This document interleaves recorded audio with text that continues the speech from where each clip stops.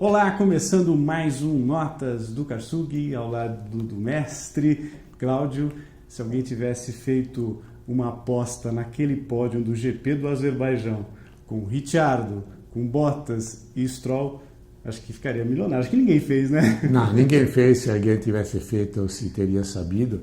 Mas se tivesse um maluco que tivesse jogado, digamos, 1.000 libras esterlinas, ficava tão milionário que não trabalhava mais, nem ele, nem toda a família dele, pelo resto da vida, porque é uma coisa absolutamente inesperada, eu diria até mais surpreendente do que no campo do futebol, da vitória do Leicester no campeonato inglês.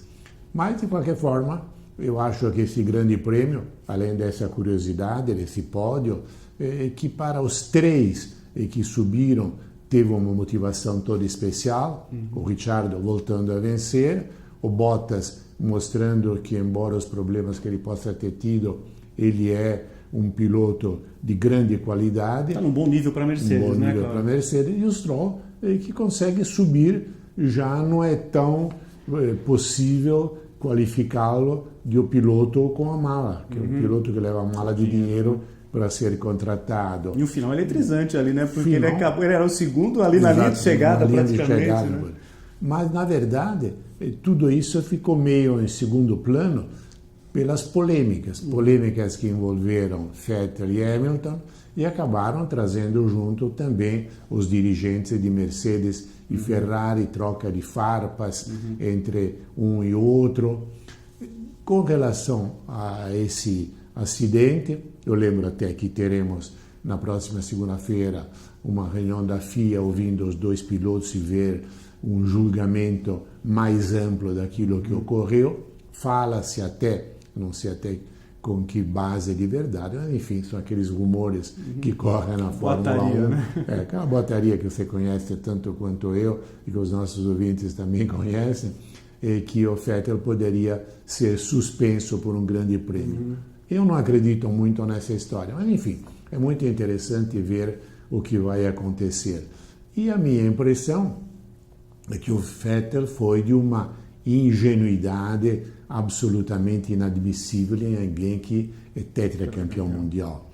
Porque está certo que o Hamilton baixou de 80 para 40 por hora quase que de repente, mas ele podia botar o carro de lado, gesticular, xingar. Tal. Como a gente vê tantas vezes, né? Em briga de rua. Exato, alguns sinais não muito convenientes que o pessoal faz com as mãos, né? Aquelas coisas. Mas agora, bater. Agora, o que me chamou a atenção na batida, e isso mostra como o Vettel naquele momento tinha perdido a capacidade de raciocínio, que no momento que ele vai bater, se você parar o fotograma da TV, você vê que ele está com as mãos fora do volante. Então ele deu uma coisa e levantou a mão. Quer dizer, absoluta perda de cabeça, perda de raciocínio, que não é admissível num piloto que já tem experiência e que ganha aquilo que ele ganha. O Hamilton deve ter saído dando risada porque conseguiu fazer com que o Vettel se perdesse. E perdesse, inclusive, a chance de uma vitória.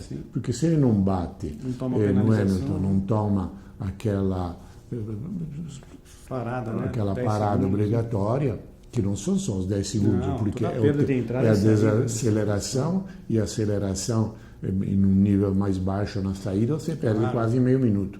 Se não fosse aquilo, ele teria ganho e teria aumentado drasticamente a sua vantagem. De qualquer forma, o Vettel ainda saiu com certo lucro, ganhou mais 2 pontos. De 12 para 14, né? Para 14, então não foi tão negativo.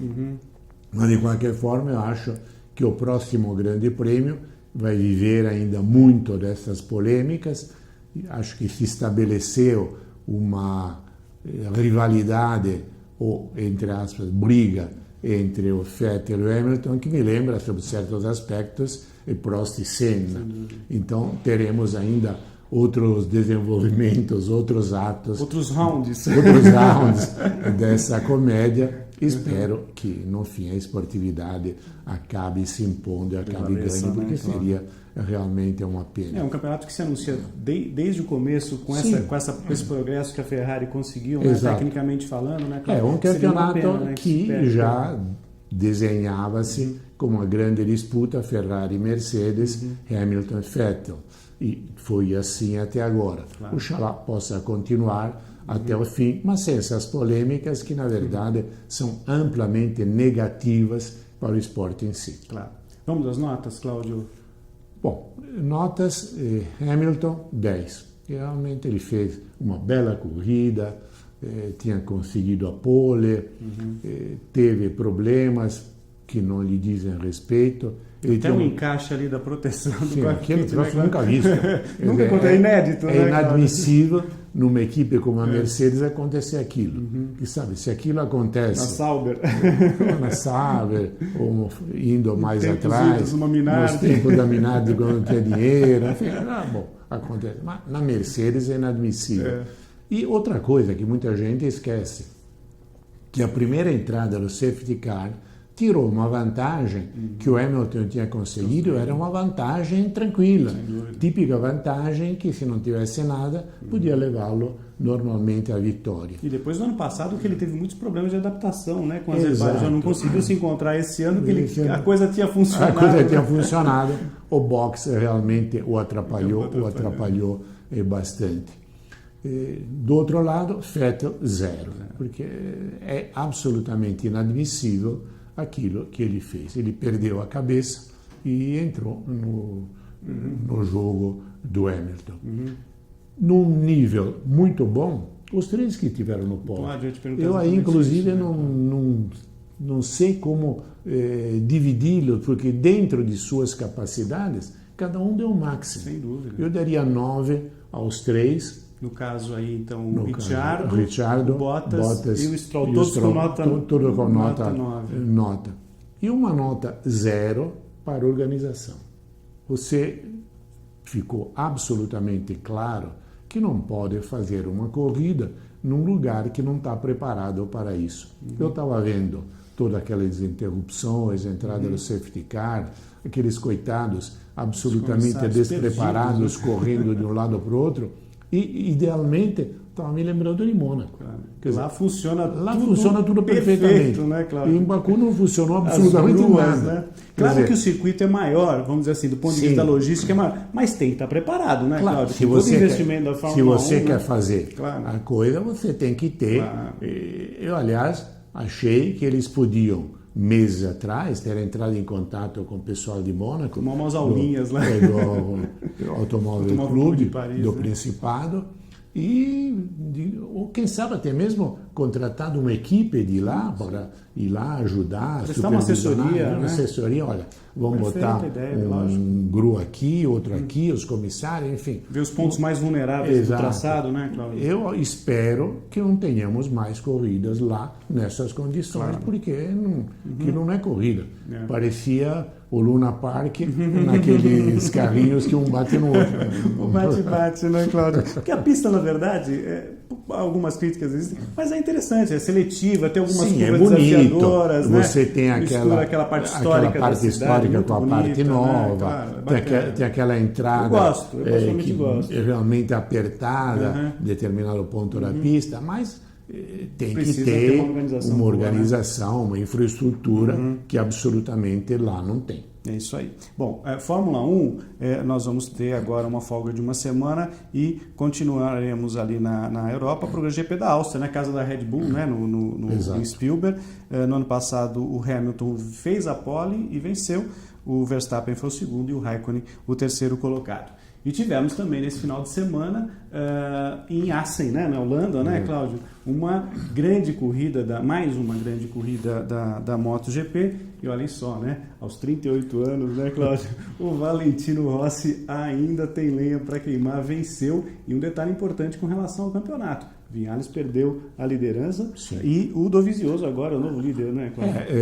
Se pensava que, inclusive eu escrevi muitas vezes isso no meu site, que esse campeonato seria um duelo todo espanhol entre o astro nascente, que é o Viñales, e o Marques, que ganhou 3 dos últimos 4 mundiais. Na verdade, isso agora mudou. É uma disputa a 4. Temos aí não apenas o Rossi, que ninguém sabe o que é que ele vai conseguir fazer. Não se pode deixar de pensar. Ele nasceu 16 de fevereiro de 79, ele já completou 38 anos. É claro, e isso não precisa ser médico para falar, que os teus reflexos aos 38 anos são diferentes dos reflexos que você tinha quando eu tinha 22. Então, mas ele conseguiu, e foi um espetáculo maravilhoso, aquelas voltas finais, naquele grupinho, o Rossi, o Dovizioso, o Khrushchev, o Marques e o Petrucci. Que, aliás, o Petrucci, eu até pensei, quando começou a chover, que ele pudesse ganhar, porque ele achou, anda excepcionalmente bem, embora ele não tenha uma Ducati oficial. A Ducati dele é a Ducati do ano passado, exato, do time satélite. Embora o Rossi diga que em determinadas situações o monobloco, digamos, a parte estrutural de ciclista da moto do ano passado seja melhor até do que atual, do que atual. Mas enfim, tivemos uma briga sensacional. Eu acho que se alguém investir, isso alguém eu falo aqui no Brasil, porque na Europa a MotoGP é uma realidade. Você vê normalmente 90, 100 mil pessoas, tem mais gente que Fórmula 1. Sem dúvida. E essa, então, é considerada, entre aspas, a catedral do motociclismo. Você viu como estava absolutamente cheia e praticamente em todos os lugares. O público vibrando, vibrando. E o espetáculo é sensacional. Aliás, aí eu acho que também vale uma indicação para a Fórmula 1. Você vê que a MotoGP não cedeu tanto à novidade do dinheiro a qualquer custo, levar o espetáculo em lugares onde não tem tanto interesse. Manteve, né, as suas raízes. Né? Você tem, basicamente, MotoGP é Europa. Você tem outra corrida fora tal, mas, eixo, né? Mas no todo é lá e o público vai. Claro. Isso. Então, eu acho que se, por exemplo, a Globo que transmite, ela transmite muito bem. A MotoGP for investir mais, mandar o Macieira e o locutor em quase todos os grandes prêmios, porque uma coisa é você fazer daqui off-tube, como se diz, que você vê a imagem e fala, outra coisa é você estar lá o fim de semana, fala com um, fala com outro, fica sabendo de uma série de boatos, de notícias que podem ser verdade. Os detalhes que só lá, né? O detalhe que só estando lá é que você sabe. Então, eu acho que se a Globo gastasse um pouco mais de dinheiro, faria com que a MotoGP fosse um espetáculo maravilhoso, porque a base existe. Corridas em que até praticamente a bandeirada, você não sabe quem vai ganhar, e não é só um ou dois. Às vezes tem 4, tem 5 disputando. Se chove, às vezes aumenta. Se chove, aumenta. E é um espetáculo sensacional. Sabe? A hora que você vê o cara a 250 por hora inclinando a 56 graus, você diz, esse cara realmente é muito bom. Muito bom. Tirando o lado maluco, né, que a gente brinca, né, Cláudio? Mas eles realmente são pilotos excepcionais. E no domingo temos mais uma etapa na Alemanha, da MotoGP na Alemanha, e sem dúvida será um espetáculo sensacional. Isso você pode já ter como garantia absoluta, sem nenhuma possibilidade de prognóstico. Aí qualquer um pode ganhar. Pode vencer. Eu vou pedir perdão pela pronúncia aqui, porque alemão é complicado, né? Mas Sachsenring, essa é a pista lá da Alemanha, onde a gente vai ter a próxima etapa da MotoGP. São 18 etapas, né, Cláudio? Sim. Essa próxima vai ser a 9ª. Então, na verdade, vamos chegar exatamente à metade do campeonato. E só lembrando para vocês que 4 pilotos estão ali na casa dos 3 dígitos, né? O Dovizioso com 115, o Viñales 111, o Rossi com 108 e o Marques com 104. Essa briga deve permanecer ainda muito tempo. Você vê que em 11 pontos você tem 4 pilotos. Então, todos têm, nesse momento, iguais possibilidades de vitória.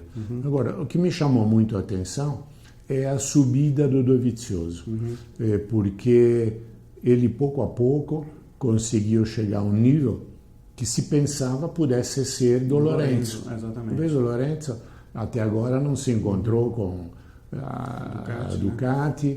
A Desmo 16 realmente é uma moto difícil, mas ele se diferente das bem, outras, né? e sobretudo caiu uma gota de chuva, o Lorenzo desaparece. se viu isso nas voltas finais, que ele vinha subindo bem, ia ganhando posições, daí começou a chover, sumiu. Uma coisa é certa, né, Cláudio? Próxima renovação de contrato, o Dovizioso vai poder chegar com, olha, escuta, pera um pouquinho, né? Eu quero um pouquinho, um aumentozinho agora, né? Se ele ganhar o campeonato, coisa que pode acontecer. Pode, claro. Eu diria que hoje ele tem 25% de chance, dividido em partes iguais entre os quatro. Exato. Se ele ganhar o campeonato, ele chega lá e diz, olha, vocês gastaram uma nota com o Lorenzo. E quem ganhou o campeonato fui eu. Então, me dá um pouquinho de dinheiro mais. Reparte o bolo melhor aí, né, Cláudio? Vamos fazer uma fatia um pouco mais consistente desse bolo. É isso aí. E um detalhe também, só para a gente encerrar a MotoGP, é interessante também falar que nesses 4 primeiros colocados nós temos um piloto Ducati, 2 Yamaha e um Honda. Quer dizer, também um equilíbrio entre as marcas. Sim, né? E ainda mais na Ducati, um oficial. Exato. E o outro não oficial. Exatamente. Falando em moto, para a gente encerrar o Notas do Karsug de hoje, eu tive em Interlagos no último final de semana acompanhando motociclismo nacional e olha, 2 coisas me chamaram muito a atenção. Elas 3, na verdade. A primeira em relação ao público que foi a Interlagos, vocês podem ver imagens, a arquibancada lotada, quer dizer, o público brasileiro curte demais o motociclismo.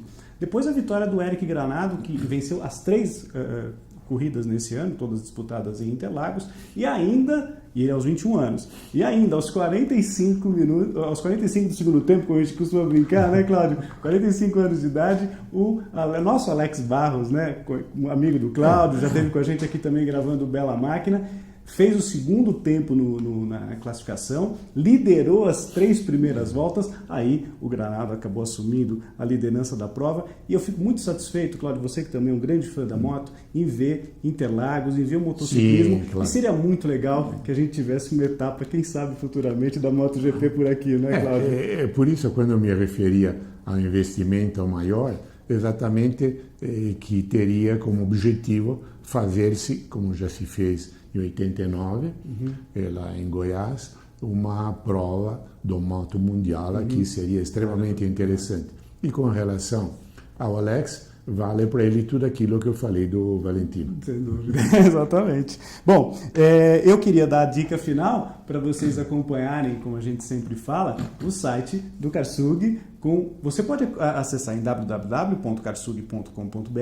Então, tudo que ele falou, todos os comentários dele sobre Fórmula 1 e sobre MotoGP, tem lá as notícias exatamente referentes às 2 últimas etapas, no caso da Fórmula 1 no Azerbaijão e agora na Holanda, no caso da MotoGP. E o destaque também para a área de indústria automobilística. Tem 2 Mercedes dos sonhos lá, que o Cláudio tem 2 matérias muito legais sobre elas. Tem o Up abrasileirado, vamos dizer assim, que você também fez uma avaliação, né, Cláudio? E tem também o Renault Captur com o novo câmbio CVT. Fala um pouquinho, Cláudio. Bom, comecemos pelo fim. O Renault Captur já se pedia há tempos uma transmissão automática. Aí você pode ter ou um câmbio automatizado, que às vezes dá problemas, ou então um câmbio com conversor de torque, ou então um CVT, que são as 3 possibilidades. Opções, né? O CVT te dá um fornecimento de potência absolutamente uniforme, dá a impressão até de, às vezes, você está guiando um carro elétrico, mas é extremamente linear, eficiente. né, Cláudio? Linear, tranquilo, para andar na cidade é maravilhoso, e o Renault Captur oferece isso. O Up, abrasileirado, veio essa última edição, com um motor realmente muito bom. O motor, aliás, é uma dica que isso eu dou para todos aqueles que têm o 3 cilindros Volkswagen, que você pode mexer. Porque você vê que é o mesmo motor que, teoricamente, teria 90 cavalos na Alemanha, aqui com etanol chega a 125 e se diz por fora aí que, na verdade, seriam 130. Então, se você modificar o mapeamento eletrônico, você pode tirar uns cavalos a mais, é um motor realmente muito interessante. E um carro levinho, né, Cláudio? Um carro Quer dizer, leve, dá um prazer de guiar claro, nas acelerações, sim. sobretudo, né?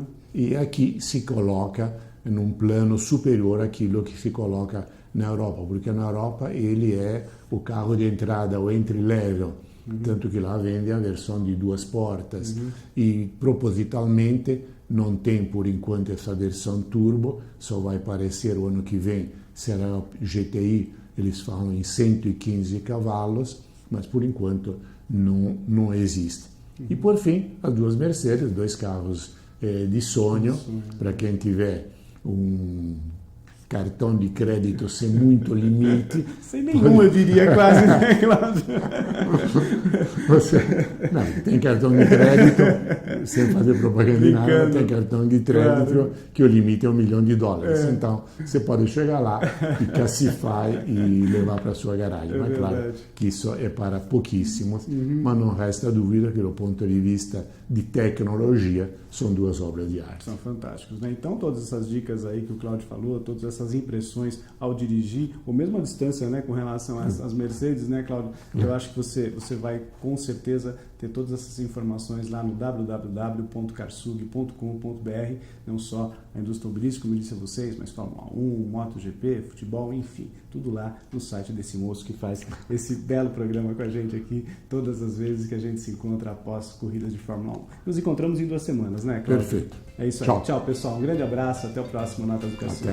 Tchau.